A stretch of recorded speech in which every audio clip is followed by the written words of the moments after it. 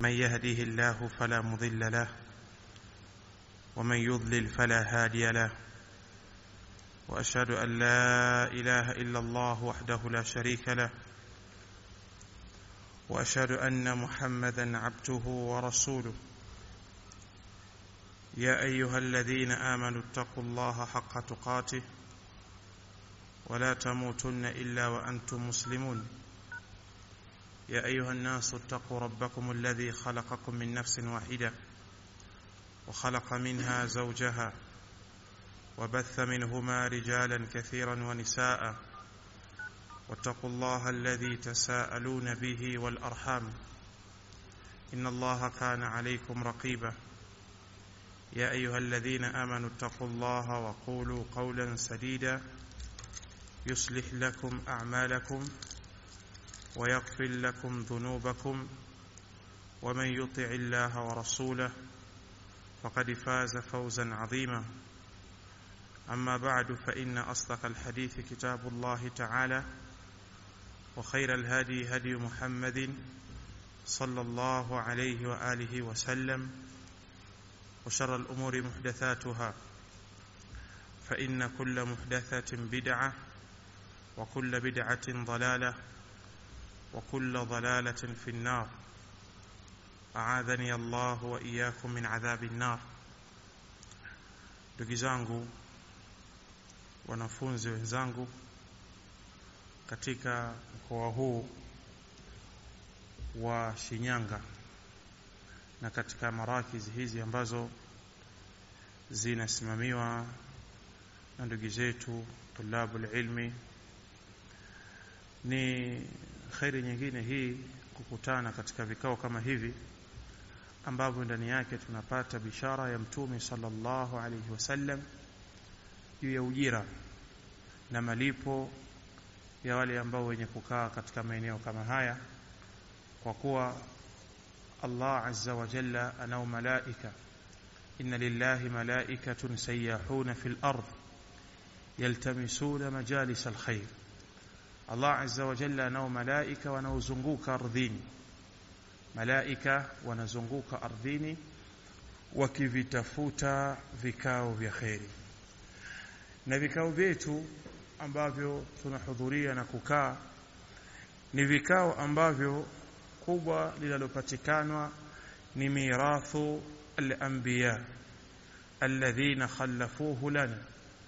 Tunapata urithi wa manabii ambao wametuachia sisi, wa hamalahu al-ulama min ba'dihim, urithi ambao wakaubeba maulama baada ya kuondoka hao mitume katika kuieleza haki na kuizungumza batil na katika kuongoza watu katika yale ambayo yatakawasaidia kwenye dunia yao na akhira yao.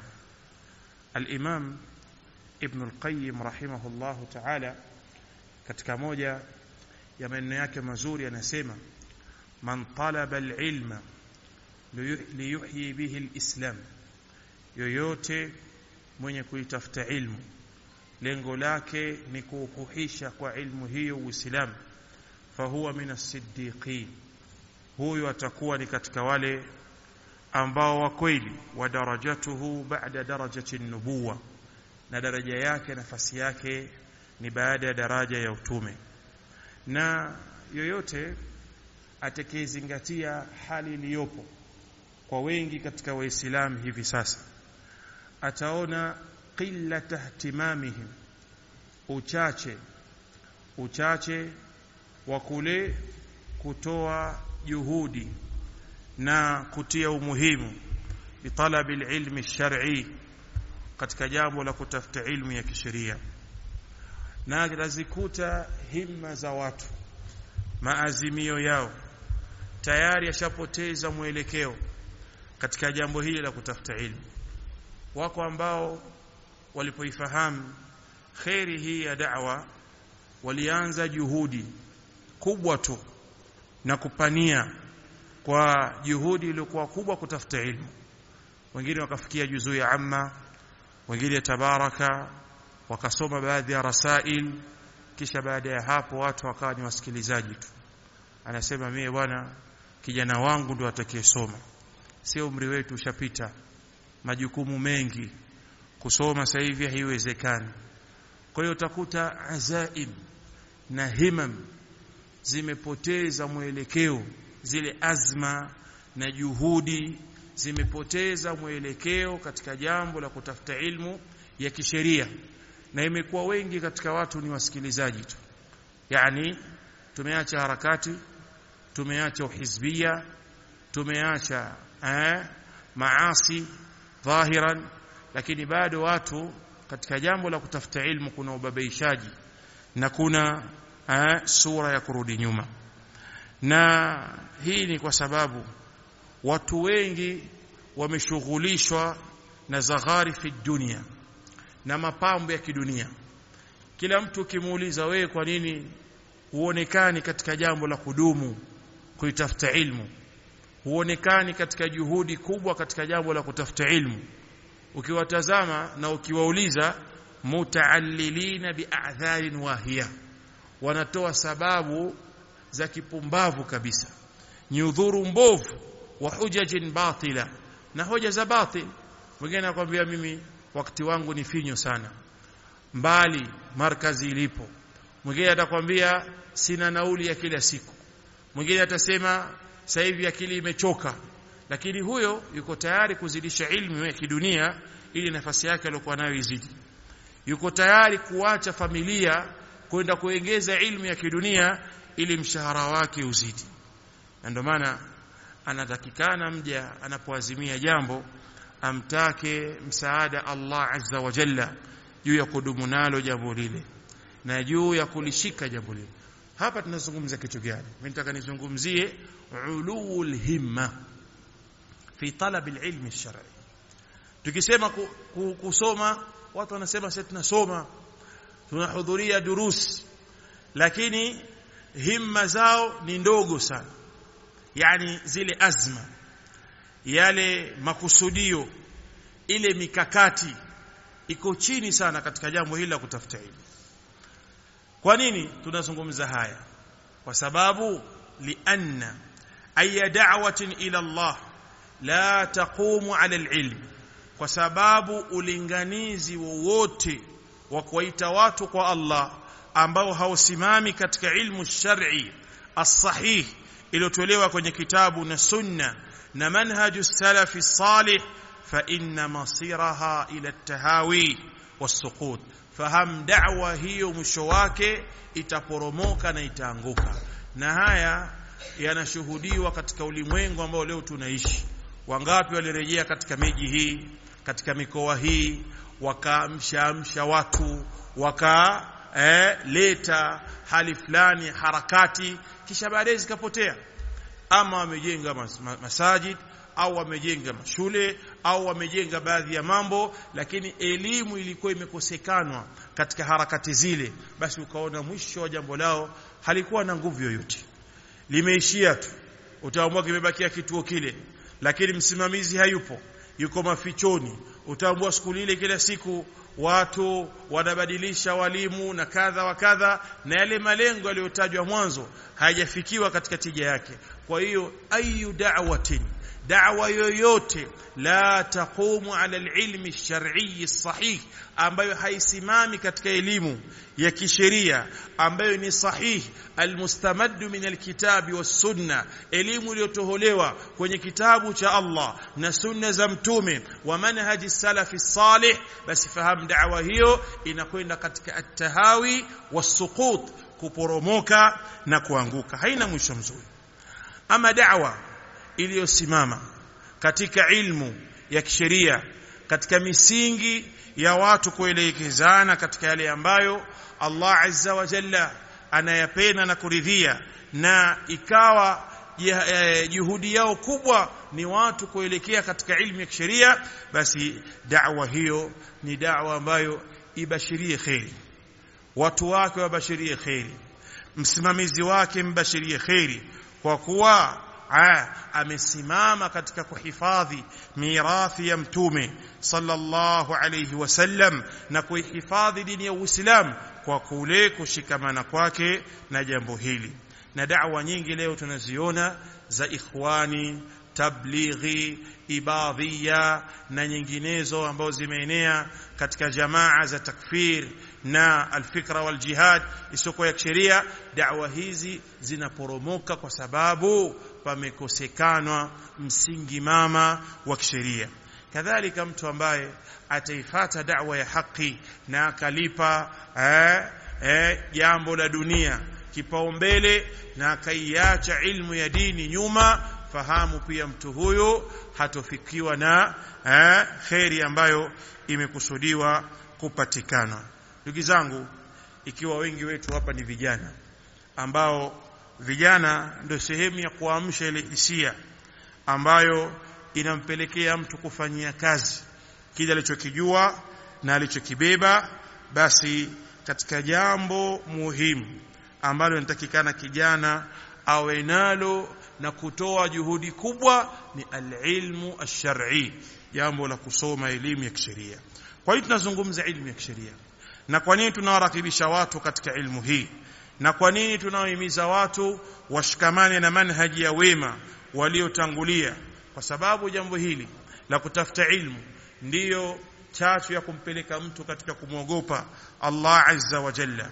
Halafu ndiyo makusudio ya kuumbwa kwetu kwa ajili ya kufanyia kazi yale ambayo Allah alotuelekeza na kutuelimisha. Na tufahamu ya kwamba jambo hili ndo ambalo nitakikana watu katika ulimwengu washindane kwalo. Inawezekana mfanyakazi mko pamoja ofisini, au mtu mlikaa pamoja darasani, au mlianza kuhangaika pamoja mtaani, ikawa ni mtu muko karibu katika mambo yenu. Lakini ukimtazama mwenzako leo, masha Allah, katika akili yako unavyoona, wanasema katoboa tayari, bwana ana gari nzuri, ana kipando zaidi ya kimoja, ana nyumba nzuri, maisha yake yamekuwa ni bize, safari zake ni za mbali, na wewe ukitizama hali yako ni duni, kipato chako kile kile kimezidi kidogo tu, majanga ni mengi, matatizo yanatarakam alayk, yanapandiana juu yako. Unaweza ukaona kwamba hili jambo pengine Allah amekuacha mkono na wewe uko mbali katika khairi na mapenzi yake Allah azza wa jalla. Anasema al-Hasan al-Basri, idha ra'aita ar-rajul yunafisuka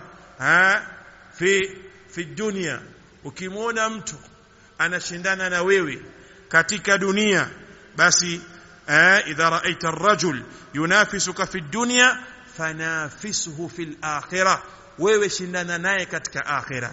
Si ana maendeleo pengine ya riba, pengine ya ghishi, pengine ya udanganyifu au ya halali, lakini yeye anashindana na wewe katika dunia, fanafisuhu fil akhirah, shindana naye katika akhirah. Tizama ibada zako, tizama stara ya ahli zako, tizama maendeleo ya watoto wako katika kuijua tauhid, katika kuisoma dini, katika kutabikisha yale ambayo Uislamu unayataka. Na yeye tizama ahli yake anavyotoka, anavyotembea, tizama watoto wake, mawazo yao na matendo yao, watu wa happy birthday, watu wa television, watu wa kutoka bila ya stara, nyumba imejaa magoma. Sasa wewe usihadaike kwa dunia ambayo Allah kamtahini nayo, shindana naye katika akhira. Wewe sasa hivi kwenye Qur'ani ukoje? Uwezo wako katika lugha ya Kiarabu ukoje? Baadhi ya masala ya akida unafahamu vipi? Mudawama wako katika jambo la kusoma dini likoje? Je, umenyoka, umekuwa sawa? Fanafisuhu fil akhirah. Watu wengi wanakuwa wamekamata dini katika sura ya ncha, anatizama tu mambo amemkalia vibaya, anakuja msikitini anasali mpaka analia. Kwa nini? Kwa sababu kile kicheo kidogo kule ofisini hajakipata bado. Anaamka usiku anaomba, ya Rabbi nipe, nipate kuwa ni msaada kwa ndugu zangu, lakini baadaye kile ndo ambacho kinamuathiri. Anaacha majukumu ya dini, anaacha kusaidia mambo ya khairi, anasaidia mambo ya shari, wala hana habari tena, amesahau kule alipotoka na vile alivyokuwa kimomba Allah azza wa jalla. Anasema al-Hasan al-Basri, ukimwona mtu anashindana na wewe katika dunia, fanafisuhu fil akhirah, shindana naye katika akhirah. Wa man nafasaka fi dinika fanafisuhu, ama mtu ambaye anashindana naye katika dini yako, akitoa anatoa kingi, akisoma anasoma kwa bidii, akiamua kukaa katika khairi anadumu juu yake, fanafisuhu fihi, na wewe shindana naye, au fanafisuhu, basi shindana naye.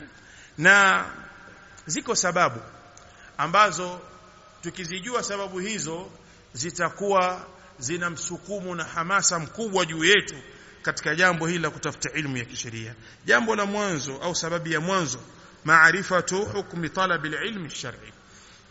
Kuna haja ya kujua ni ipi hukumu ya kutafuta ilmu ya kisheria.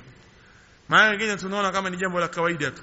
Umetoka kwenye shughuli zako, kibaruani huko dukani, unakuja msikitini, ukisinzia umesinzia, kitabu huna, umeanza mwanzo umemaliza mwisho, yani kama hakuna ile jiddi wa jitihad.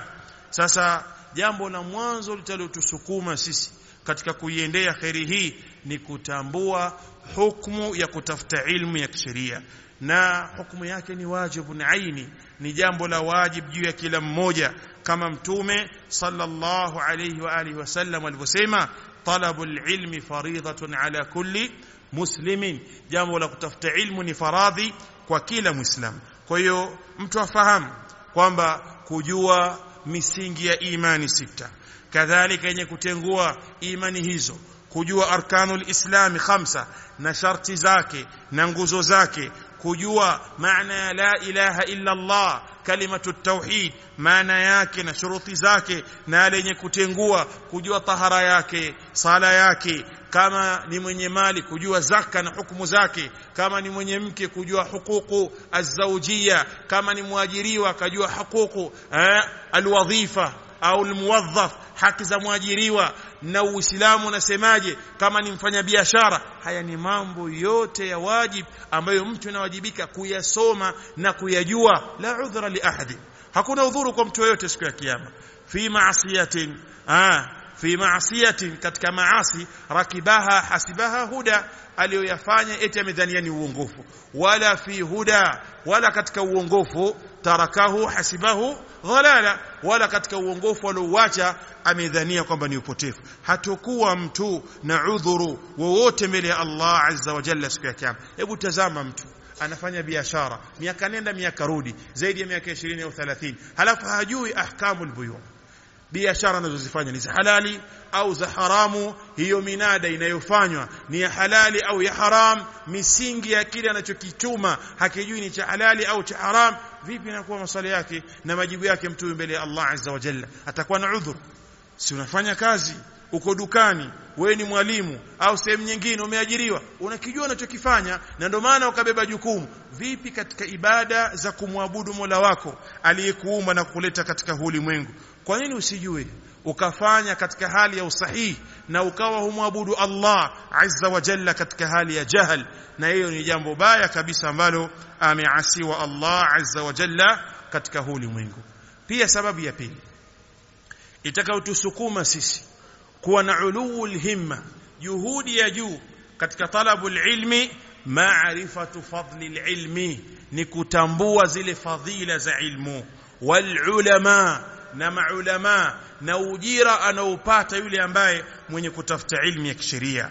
Moja katika fadhila zake kwamba alama ya khairi kwa yule ambaye Allah amemtakia khairi katika ulimwengu ni kuishika njia hii ya kutafuta ilmu. Kuwa mtu anapendwa na Allah sio kwamba akawa na mali nyingi wala cheo kikubwa wala umaarufu, wala yeye ni mtu wa kubadilisha nchi na kubadilisha ndege, leo kenda huku kisha kenda kule, akaposti kwamba yeye yuko sehemu fulani na eneo fulani, ikaonekana hiyo katika jamii kwamba yeye ni mtu mwenye khairi na furaha na baraka. Watu wengi wakadhania hivyo. Alama ya mja kuwa anapendwa na Allah azza wa jalla ni kuishika njia ya ilmu, kama katika hadithi ya Muawiya, man yuridillahu bihi khairan yufaqihu fi din, yule ambaye Allah amemkusudia kumpa khairi humpa utambuzi wa dini. Kwa hiyo kiona nafsi yako inaegemea na kuelekea katika jambo la kutafuta ilmu ya kisheria, mhimidi Allah kwamba kuna khairi Allah amekutakia.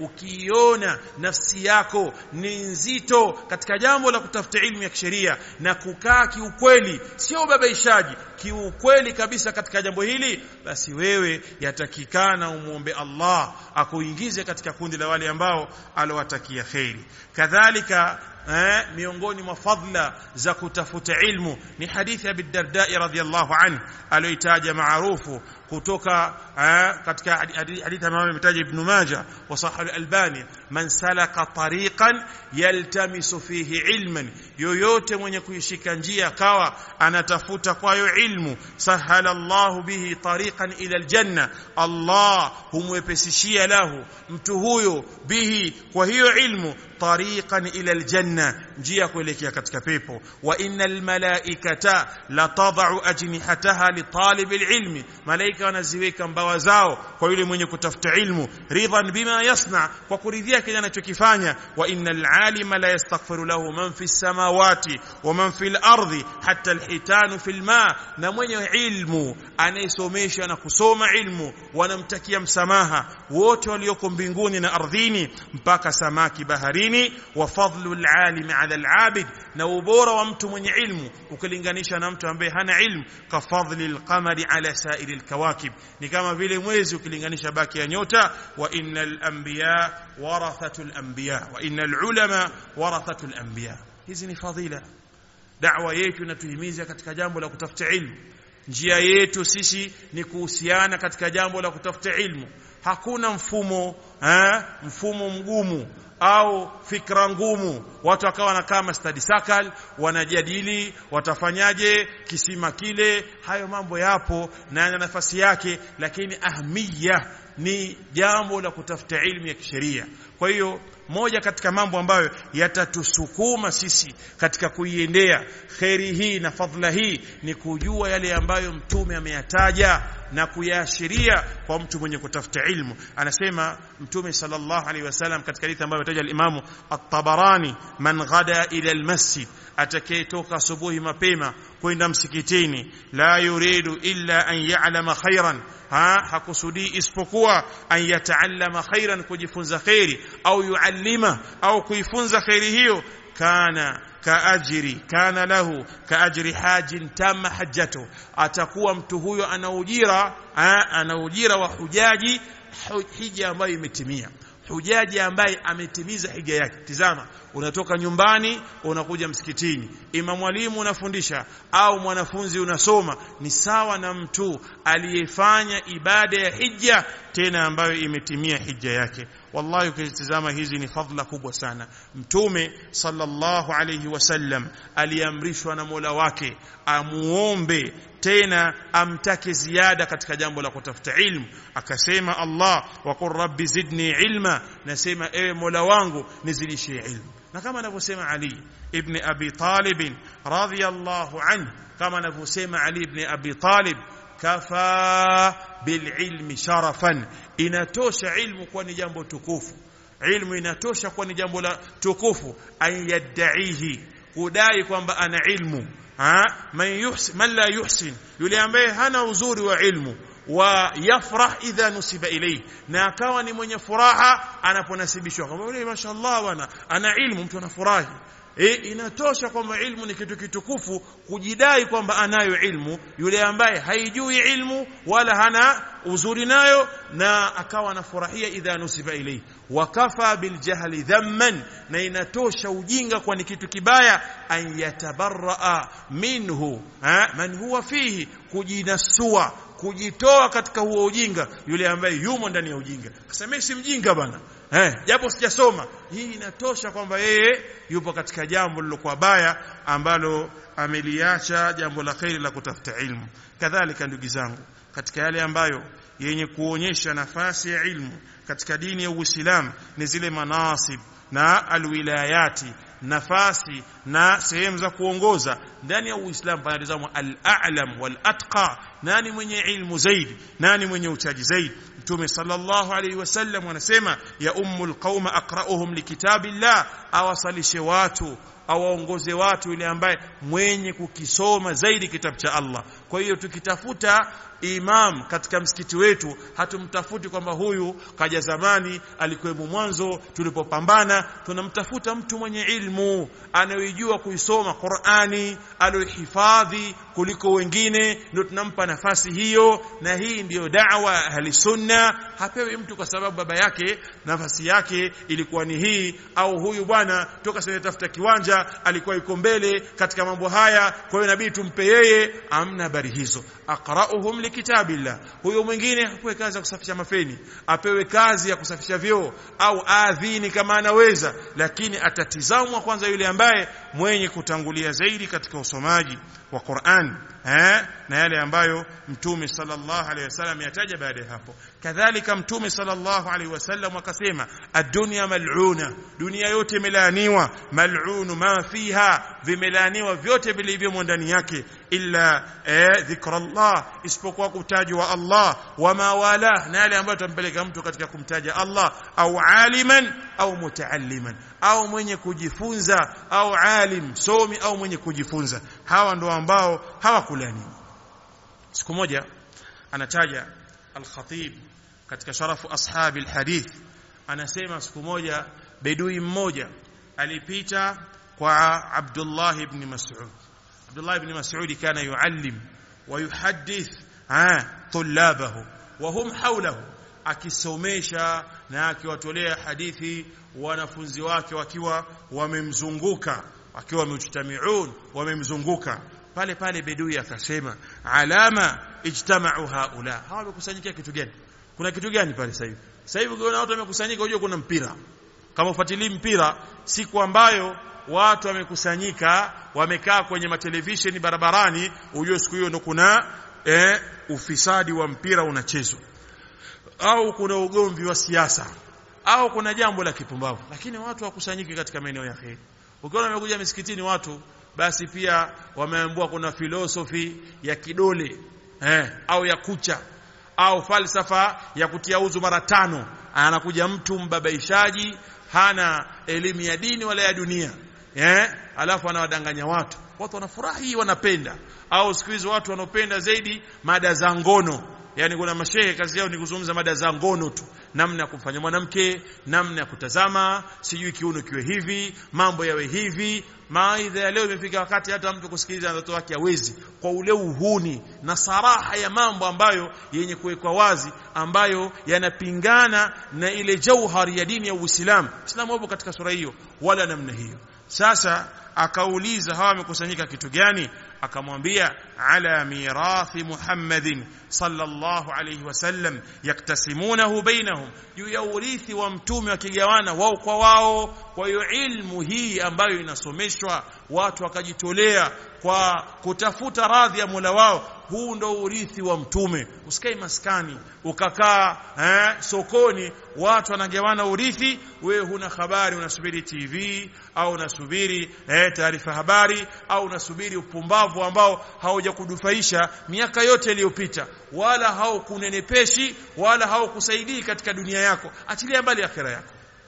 Anasema Sufyan ath-Thawri rahimahullahu ta'ala, ma a'rifu shay'an afdal min talabi al-hadith, wa qala la a'lam ba'da an-nubuwah afdal min bath al-ilm.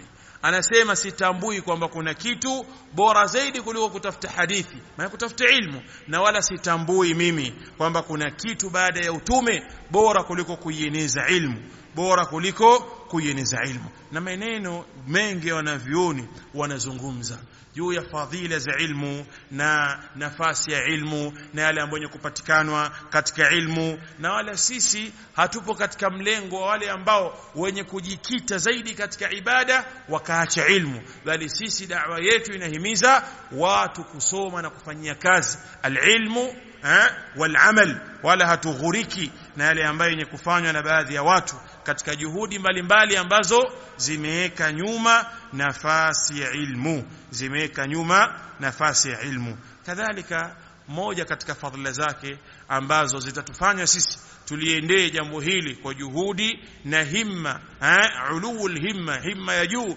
katika kuitafuta ilmu, ni kufahamu ya kwamba thimar al-ajila fi dunya, kuna matunda ya haraka katika dunia yanapatikana kwa sababu ya kutafuta ilmu. kule mtu akiwa na ilmu basi Allah anamnyanyua daraja mtu yule, kama alivyosema Allah yarfa'illahu alladhina amanu minkum walladhina utul ilma darajat. Allah anawanyanyua wale ambao walopewa ilmu miongoni mwenu nyinyi, walioamini miongoni mwenu nyinyi, na wale ambao walopewa ilmu wananyanyua daraja. Haya ameyataja al-Imam Muslim alipokuwa akitaja at-Tufail, Abu Tufail, kwamba Nafi' ibn Abd al-Harith, Nafi' ibn Abd al-Harith alimwendea Umar ibn al-Khattab katika sehemu moja inaitwa Usfan, na Umar alikuwa amemtawalisha yeye katika mji wa Makkah. Faqala lahu Umar alipofika akamuuliza, man ista'malta ala ahli alwadi, wewe nimekuweka ukae katika mji wa Makkah, umeondoka umenijia mimi huko katika sehemu ya Usfan, nani ulomwacha kiongozi katika alwadi, maana katika hiyo sehemu ya Makkah? Nafi' akasema ista'maltu alaihim ibn Abza, nimewaachia kiongozi wao mtu ambaye anaitwa ibn Abza, ibn Abza. Faqala Umar, man ibn Abza? Umar anamuuliza ni nani huyu ibn Abza? Faqala rajulun min mawalina, akamwambia huyu ni mtu katika watu ambao walikuwa watumwa kisha tukawaacha huru. Qala Umar istakhlafta alaihim maula. Umar anamwambia vipi umemwachia wao kiongozi wao awe ni mtumwa, mtu ambaye amepata yani ametoka katika utumwa, maula umewapa ndo kiongozi wao? Akamwambia Nafi' innahu qari'u likitabillah alimun bil fara'id, huyu ni msoma kitabu cha Allah tena mwenye kujua ilmu ya mirath. Faqala Umar akasema, ama inna nabiyakum sallallahu alayhi wasallam, hakika mtume wenu amesema, inna Allah yarfa'u bihadha alkitab aqwaman wa yadh'u bihi akharin, Allah atawanyanyua kitabu hichi watu na wengine atawaweka wapi? Atawaweka chini. Kwa hii Qur'an kuna watu atawanyanyua na atawapa daraja na kuna wengine atawaweka chini, kwa sababu Ata ibn Abi Rabah alikuwa ni mtumwa aswad limra'atin min ahli Makkah, na ile jambo ilikuwa Waarabu kwa hana nafasi mtu, lakini kwa Qur'an, kwa kitabu cha Allah azza wa jalla, basi Allah akawanyanyua au akamnyanyua mtu huyu. Kwa hiyo hii ni ishara ya khairi ya kwamba mtu yoyote atakayelipa kipaumbele jambo la kutafuta ilmu ya kisheria, akautoa muda wake yeye na kizazi chake, basi Allah atawakunjulia mambo yao, na kadhalika Allah azza wa jalla atawapa utukufu katika dunia yao na baraka. Kadhalika katika yale ambayo yenye kututia hamasa kuliendea jambo hili la kutafuta ilmu ya kisheria ni kufahamu kwamba fadlul ilmi ahsan min fadli al-ibada, fadhila ya elimu ni bora mno kuliko fadhila ya ibada. Nafasi ya elimu ni bora mno kuliko ibada. Mtume sallallahu alayhi wasallam anasema, fadlul ilmi ahabbu ilayya min fadli al-ibada, ubora wa ilmu unapendeza zaidi kwangu mimi kuliko ubora wa ibada. Katika riwaya nyingine imekuja fadlul ilmi khairin min fadli al-ibada, fadhila za ilmu ni bora kuliko fadhila za ibada. Al-Hasan al-Basri rahimahullahu ta'ala anasema, la an ata'allama baban min al-ilmi, mimi kujifunza mlango mmoja tu katika milango ya ilmu, fa uallimuhu musliman, kisha nikamfunza mlango huo nilojifunza muislam, ahabbu ilayya min an takuna li ad-dunya kulliha, inapendeza zaidi kwangu mimi kuliko kuwa dunia yote ni yangu mimi, fi sabilillah, nikaitoa katika njia ya Allah. Kadhalika anasema al-Imam az-Zuhri, ma abida Allah bi shay'in afdal min al-ilmi, hakuabudiwa Allah azza wa jalla kwa kitu ambacho ni bora zaidi kuliko kutafuta ilmu. Al-Imam an-Nawawi rahimahullah katika muqaddima ya al-Majmu' akasema, wal hasil annahum muttafiquna ala anna al-ishtighal bil ilmi afdal min al-ishtighal bi nawafil as-sawm was-salat wat-tasbih, na jambo lilokuwepo wanavioni wameafikiana kwamba kushughulikia ilmu ni jambo lilokuwa bora zaidi kuliko kushughulikia funga za sunna na sala na tasbihi na mfano wake. Kwa hiyo hii ni ishara ya wazi kwamba jambo la kutafuta ilmu ni bora mno kuliko ibada ambayo mtu anaifanya pasina ilmu, bali hiyo kutafuta ilmu yenyewe ni ibada, na hii ni katika ajallul ibadat, Dharar Dhirar ibn Amr rahimahullah, kuna maneno mazuri sana alikuwa anayazungumza haya kuwatoa wasiwasi wale ambao wamepatwa na fikra za kisufi au za kitablihi, wakaona muda mwingine bwana hiyo ilmu ndio inampa mtu kiburi, wala hakuna haja ya kuwa na ilmu ndio kufanya da'wa. Mtu akaona bora ajikite katika ibada. Anasema rahimahullah, inna qauman taraku alilma wa mujalasat ahli alilmi, watu waliacha kujifunza ilmu na kukaa na watu wenye ilmu. Sallu wa samu hatta bal yajildi abdanihim ala amaha, wakawa na sali na kufunga mpaka ngozi zao zilianza kukomaa. Wa khalafu sunna fahalaku, wakaenda kinyume na sunna wakaangamia. Walladhi la ilaha ghairu ma amila amilun bi'amalin ala jahl, hakufanya amal mtu yoyote mwenye kuifanya amal akiwa ni mjinga katika amali hiyo, illa kana ma yufsidu akthara mimma yuslih, isipokuwa huwa anavyoharibu ni kukubwa zaidi kuliko anavyotengeza. Tunaweza kuona kwamba mimi najitolea, mimi nafanya, mimi natenda, lakini ala jahl, hutaki kusoma, hutaki kubadilika, na kwa kuwa ushakaa na baadhi ya walimu, wewe ushakuwa shehe na unasimama unazungumza, wala huna hofu katika hilo, na bado hali ya kuwa ni uwezo mdogo. Kwa hiyo haya ni madhara yanayopatikana hasa kwa wanaharakati, wanakuwa wanajisukuma sukuma kuyazungumza mambo ya kiilmu bila ya kuwa na uhakika wa yale ambayo wako nayo. Kwa hiyo ndugu zangu, nasaha zetu ni hizi ya kwamba jamani, khairi hii imetujia katika miji yetu, katika huu mkoa. Sasa hivi masha Allah, kanda ya Ziwa ukitembea, kila unapopita kuna kituo, kila unapopita kuna kituo, khairi zimeenea. Lakini durus miskitini, miskiti inalia. Yani ule muda wa darasa ndo watu wanajitia ubize, yule mara kachelewa, yule mara kaja. Hakuna adabu za kutafuta ilmu, hakuna taadhimu ilmu. Mwalimu anakuja kuti watu wale, almuhimu nakuta majanga na mabalaa kila mmoja. Unajua sasa hivi na wake watatu, kwa hiyo maisha magumu, hali ngumu. Kwa hiyo kuacha kwako ilmu ndio hali itakuwa nyepesi. Tuweni wa kweli katika jambo la kutafuta ilmu, tuweni wa kweli, tukaeni tusome na tutoe juhudi kubwa katika jambo la kuiwezesha ilmu. Jamii iliyotuzunguka, hii jamii iliyotuzunguka ina haja ya kuokolewa na balaa la uhizbia, la ujinga, la bid'a na usufi na ushirikina uliobebwa na baadhi ya watu wenye muonekano wa sura za dini, hali ya kuwa ni matapeli na waongo na wajanja katika wanaoyafanya. Da'wa salafia ndio da'wa ya pekee inayomwambia mtu wewe asabta, yule ambaye alosibu, na itamwambia akhtata lilmukhti. Kwa hiyo lazima tulazimiane jambo hili na tukae katika njia ya usawa, na tufahamu ya kwamba tutaenda kuulizwa mbele ya Allah azza wa jalla, na tufahamu hii ilmu ni bora kuliko hata mali. Ilmu hii ni bora kuliko hata mali, bora kwa mara nyingi kuliko hata mali. Kwa hiyo ndugu zetu, Allah hifadhi, Allah barik. Sisi nasaha zetu kubwa ni hizo, na kiukweli mimi sikuwa nimekuja Shinyanga, wala sikuwa na plani ya kuja Shinyanga.